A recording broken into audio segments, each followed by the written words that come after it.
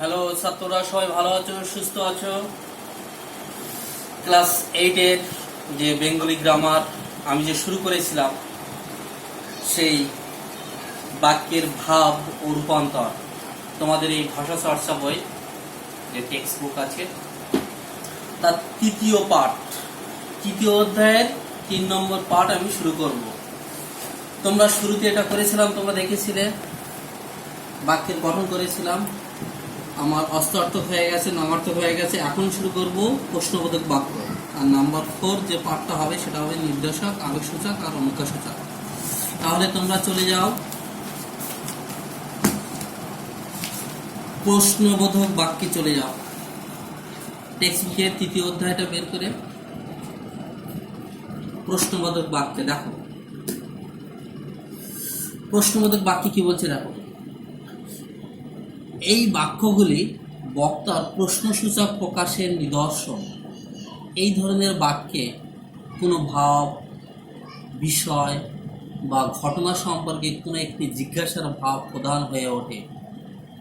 একটা উদাহরণ দাও।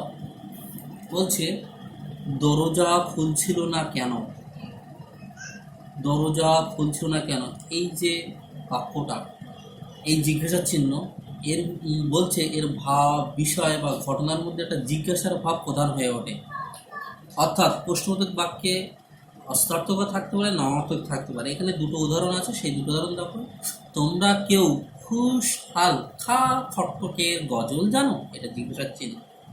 আর এর মধ্যে হ্যাঁ সূচক একটা ভাব আছে, দেখো এর গঠনটা দেখো। কিন্তু এখানে বলছে দরজা খুলছিল না কেন, এই যে কেন, না কেন, এর মধ্যে নামার্থক বাক্য। তাই বলছি প্রশ্নবোধক বাক্য অস্তার্থক নামার্থক হতে পারে। যাই হোক, আমরা যে মূল যে পর্ব সেটা আলোচনা করছি। দেখো আমি এখানে শুরু করেছিলাম, লিখে রেখেছি। এই যে প্রশ্নবোধক বাক্য, এই প্রশ্নবোধক বাক্যের মূল যে জিনিসটা তোমরা ইংলিশে যেটা পড়েছো WH কোশ্চেন, আর যে আজকে আমরা যেটা পড়ছি বাক্যের ভাব ও রূপান্তর, যেটাকে ইংলিশে মুড বলে, তার এই যে WH কোশ্চেনের হোয়েন, হোয়ার, হুইচ, হট, এইগুলো বাংলায় আমরা কি বলি, কি, কেন, কিভাবে, সব দেখো ক ক ক ক, কারা, কোথায়, করে, কেমন, কেমন করে, সব কা। এই সেটা এখানে বলছে যে কি, কেন, কিভাবে, কারা, কোথায়, কখন, কবে, কেমন প্রতি অব্যয় ও ক্রিয়া বিশেষণ, সর্বনাম বা বিশেষণ সহযোগে প্রশ্ন তৈরির কৌশল। বাংলায় যেমন এই প্রশ্নবাচক উপাদানগুলি ক দিয়ে শুরু, ইংরেজিতে ঠিক তেমনি ডব্লিউ, সব ডব্লিউ। দেখো প্রভৃতি উপাদানগুলিকে WH দিয়ে শুরু হয়। তাই বলছে এই কারণে এদের মাধ্যমে তৈরি প্রশ্নগুলিকে এই ক প্রশ্ন বা WH কোশ্চেন বলা হয়। এবারে আমরা একটা উদাহরণ দেখব। কোথায় গেছিলে, কোথায় গেছিলে। এই যে কোথায় গেছিলে এই কথাটা, বেগুন ছাড়া আর কি খাও না, কখানা বইরে, কখানা বইরে। বলছে এইসব ক্ষেত্রে বলছে কোথায় গেছিলে, 3টে এখানে বাক্য দিয়েছে। কোথায় গেছিলে, বেগুন ছাড়া আর কি খাও না, কখানা বইরে। এই যে কোথায় গেছিলে, এই প্রশ্নবোধক বাক্যও কিন্তু দুই, এর ভিতরেও নঙার্থক আছে, সদার্থক আছে।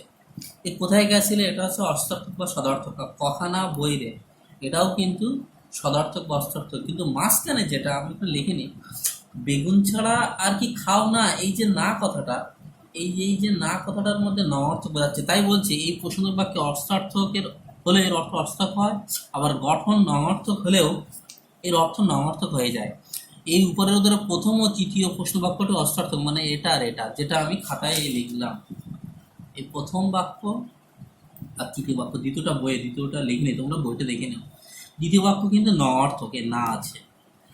তাহলে এই ক প্রশ্ন বা WH প্রশ্ন এইটুকু, এটা অস্তার্থক হলে নঅর্থক হতে পারে। ক দিয়ে শুরু, কখনো বেগুন রে, কি খাও না, কোথায় গেছিলে। এবারে যে জিনিসটা পড়বো, হ্যাঁ বা না।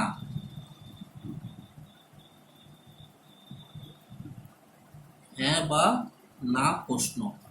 এখানে কি বলছে, যে কোনো একটা উত্তর আমরা পাবো, ইয়েস অর নো, যে কোনো একটা উত্তর পাবো। কেউ প্রশ্ন করলে কি, এই যদি প্রশ্নের বৈশিষ্ট্য এই যে এর উত্তর সর্বদা হ্যাঁ অথবা না হয়, যখন জিজ্ঞাসা করা হয় কি খাবে, তখন এই প্রশ্নের উত্তর হতে পারে অজস্র। ধরো তোদের ছাত্ররা, তোদের আমি জিজ্ঞাসা করলাম যে তোরা কি খাবে, এই যে কি খাবে, তখন এই প্রশ্নোত্তর দিতে পারে আম খাবো, জাম খাবো, কুল খাবো, ভাত খাবো, অনেক কিছু হতে পারে, অনেক কিছু হতে পারে। মানে এর উত্তর অন্তত 100টা হতে পারে বা 1000টা হতে পারে। কিন্তু যদি তোদেরকে আমি জিজ্ঞাসা করি তোরা এখন খাবে কি,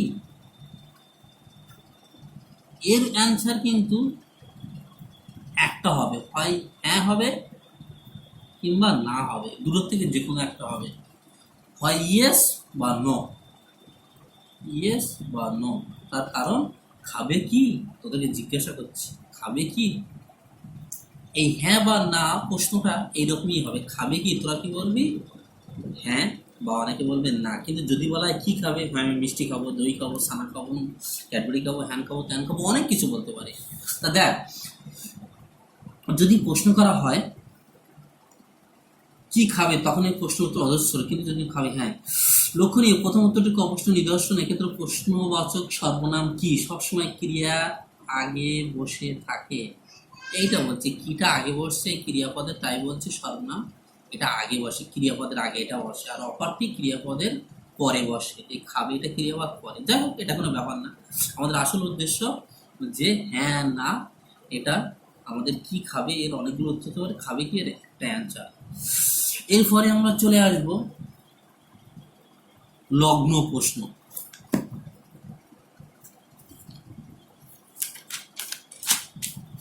লগ্ন প্রশ্ন নাম্বার 3, প্রশ্নবোধক বাক্যের পাঠ। লগ্ন প্রশ্ন একটা লেজ, আমি তোমাদের ফার্স্ট ভিডিও এটা বলেছিলাম, এই ভিডিও আমি বলেছিলাম লগ্ন প্রশ্ন একটা লেজুর থাকবে, একটা বাক্যের লেজ কীভাবে দেখো। কথ্য ভাষার সমর্থন আদায়ের জন্য, কথ্য মানে আমরা যে কথাবার্তা বলি, যে আলোচনা করি, এই কথ্য ভাষা আলোচনার জন্য যে লেজুর প্রশ্ন ব্যবহার করা হয় তাকে লগ্ন প্রশ্ন বলা হয়। যেমন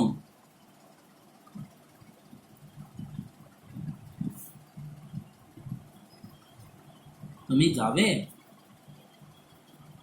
এই কথাটা, এই যে তাই তো,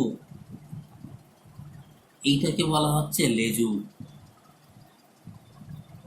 একটা বাক্য তুমি যাবে তাই তো, এই তাই তোটা লেজুটা। আমরা যে কথাবার্তা বলি সমাজে চলতে গেলে, কোনো একটা শব্দের সঙ্গে কোনো কিছু অতিরিক্ত বা এক্সট্রা কিছু যুক্ত করি, সেটাকে বলছে লগ্ন বা এক্সট্রার প্রশ্ন। অনেকগুলো আছে, কেমন, উদাহরণ দেখো, কেমন, না, তাই না, আচ্ছা, নাকি, অনেকগুলো, আচ্ছা, নাকি প্রতি অব্যয়, বিভিন্ন রকম অব্যয় যুক্ত করতে পারি আমরা। তো, তাই না, বলে না, এই তোরা বলি না মায়ের সাথে, তা তোরা বুঝতে পেরেছিস, তা তাই তো, এরকম বিভিন্ন রকম উদাহরণ আসতে পারে। তা যাই হোক, তুমি যাবে তাই তো, এই তাই তো, বা আরও এর মনে হয়, আচ্ছা তোমরা বাড়ি থেকে এসছো, পড়াশোনা করেছিলে, এই যে সরাসরি আমি বলতে পারি তোমরা বাড়ি থেকে এসছো, পড়াশোনা করে এসছো, কিন্তু আমি যে আচ্ছা কথাটা যুক্ত করলাম, আচ্ছা তোমরা বাড়ি থেকে তো আসলে পড়েছো, এই যে আচ্ছা কথাটা আমি নাও বলতে পারতাম, ওইটাকে বলছে লগ্ন প্রশ্ন। ঠিক আছে, পরেরটা হচ্ছে 4 হচ্ছে সামাজিক আলাপচারিতার প্রশ্ন। সামাজিক মানে সমাজের সবার সঙ্গে ব্যবহার, সৌজন্যমূলক কথাবার্তা বলা, বাবা মা, আত্মীয় স্বজন, বন্ধু বান্ধব, সমাজে যে বিভিন্ন অনুষ্ঠান হয়, সেই সব অনুষ্ঠানে সবার সঙ্গে কথা বলতে গেলে যে কথাগুলো আমরা ব্যবহার করি সেটাই। এর মূল লক্ষ্য হলো সৌজন্য প্রকাশ। ব্যাকরণ সংগত হলেও আসলে এগুলো ছদ্ম প্রশ্ন। যেমন ভালো আছেন তো, এ দেখো ভালো আছেন তো, এই যে ভালো আছেন তো, এটা একটা এক্সট্রা। কি বাজারে চললেন,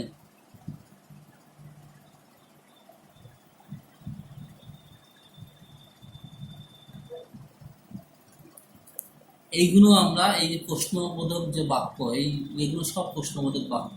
এর ভিতরে এই তো, এই কি, এটা অনেকটা লগ্ন প্রশ্ন বা এই সামাজিক আলাপচারিতা অনেকটাই একই, কিন্তু এখানে আমরা বলছি এক্সট্রা কিছু যুক্ত করছি, এক্সট্রা কিছু যুক্ত করে এক্সট্রা দিচ্ছি, কিন্তু এখানে বলছি আমরা সমাজে কথাবার্তা বলার জন্য কিছু কিছু পদ আমরা ব্যবহার করছি, সেটাকে বলছে। তাই তো কি, তাহলে এই সামাজিক আলাপচারিতার একটা উদাহরণ, ভালো আছেন তো কি, বাজারে চলেন, এগুলো তোমরা বলতে পারো। এরপরে যেটা ইম্পর্টেন্ট তেমন কিছু নয়, প্রতিস্পর্ধামূলক প্রশ্ন হয়। এই ধরনের প্রশ্নে বক্তার প্রতিস্পর্ধী ভাবটা ফুটে ওঠে। সেক্ষেত্রে গঠন ও অর্থের মধ্যে সঙ্গতি নাও থাকতে পারে, গঠন বা অর্থ দুটো আলাদা থাকতে পারে। একটা উদাহরণ দেখো, কই দেখি কি পড়ছি, কই দেখি কি পড়েছো, বলছে গঠন আর সঙ্গতি নাও থাকতে পারে। এই যে অর্থের, এর অর্থ গঠন ও অর্থের মধ্যে সঙ্গতি।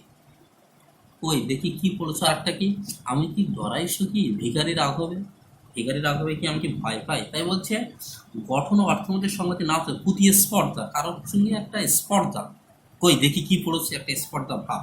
এই যাই হোক, তোমাদের এই প্রশ্নবোধক বাক্যের ভিতরে তোমরা এই অপ্রশ্ন বা ডবল প্রশ্ন, তারপরে হ্যাঁ বা না বাচক, লগ্ন প্রশ্ন, সামাজিক আলাপচারিতার প্রশ্ন, প্রতিস্পর্ধামূলক প্রশ্ন, এগুলো পড়লে, এগুলো তো ভালোভাবে পড়ো। তারপরে তোমাদের পিছনের যে রূপান্তর আছে সদর্থক বা অস্বার্থক বিপরীত বাক্য থেকে প্রশ্নবোধক বাক্য, এগুলো তোমরা দেখবে, তাহলে হয়ে যাবে।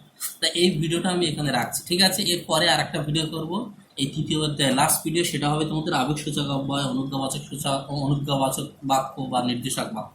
ঠিক আছে, রাখছি।